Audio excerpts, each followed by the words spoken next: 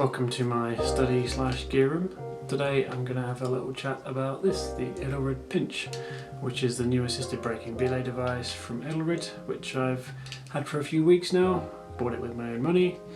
I've taken it out for some trad, some sport and a little bit of top rope solo. So giving it a bit of a whirl, and here's some thoughts. So the Pinch can attach directly to your belay loop without the need for a carabiner. So you press the button in the side of the device, rotate it open, put it sideways into your belay loop like this, rotate it over to lock it, and then rotate the device forward like this, and now it's attached. I've seen quite a few questions from people about the risk of this opening unintentionally whilst in use, and honestly, whilst belaying someone with this, a caveat that I'll come back to a bit later, I'm completely happy that this is not going to pop open by accident. In order to open it, you have to press this button in, but even then you can't physically open the device because the geometry here of the attachment, this little bar and dog leg here, means that it can't physically open because the belay loop itself stops it coming open. To remove it, you have to press it in, rotate the device, then lift it. You simply cannot do it when it's in front like this, which is where it will be while you're belaying. So I'm completely happy that's not a risk. It loads just the same as you would a GriGri. Right through, attach it to your device, and then you're good to go, and it pays out slack nice and quickly. This is an Edelrid Parrot 9.8 and I have no problems with it. I never feel like I need to use the technique with the thumb to hold the catch open. It feeds slack nice and smooth without that, in my experience, so that's a definite plus. Of course, it is possible to attach it with a carabiner. So you just close the device, take your carabiner through your belay loop, and there you go, works as you'd expect. I do find it can be a little bit harder to feed slack when it's connected this way, because it's that much harder to keep this rope running straight into the device to ensure it's gliding through.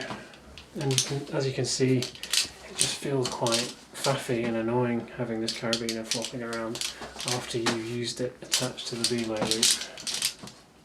Go back to direct, and this is nice and smooth in comparison.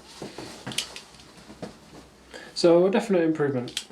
The next difference with the device is that when you're lowering, you can just roll the rope over the side of the device as you would with the GriGri, but you also have the option of running the rope through the front, through some steel grooves. Personally, I really like this. It makes lowering off just that bit more smooth and controllable. It feels very secure, never feel like the rope's going to run through too quickly. One other feature of the device is the anti-panic function. So this means that when you're lowering, if you pull the lever too far, like this, when it goes click, it will stop lowering and you have to pull through it to continue lowering. Personally, I'm not a fan of this feature. I don't think it's really necessary given that you have that much more control with the grooves on the front of the device. So it is easy enough to use the little screw which is provided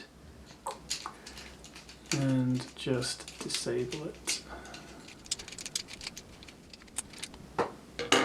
Like so, all done. No anti-panic. So I mentioned earlier that I used this for a bit of top rope soloing. I was just waiting for someone to turn up at a crag the other day and chuck the rope down on a slab that I wanted to have a go on, try a few moves.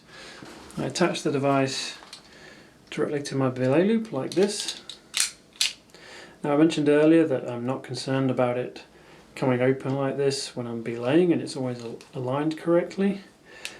But in top rope solo there's more scope here for awkward falls and weird positions, so I just took a small carabiner, stuck that through there as well just to make sure there's no way that's going to come undone.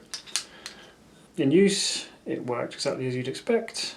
It's nice not having the extra carabiner here or having a chest rig to hold it up.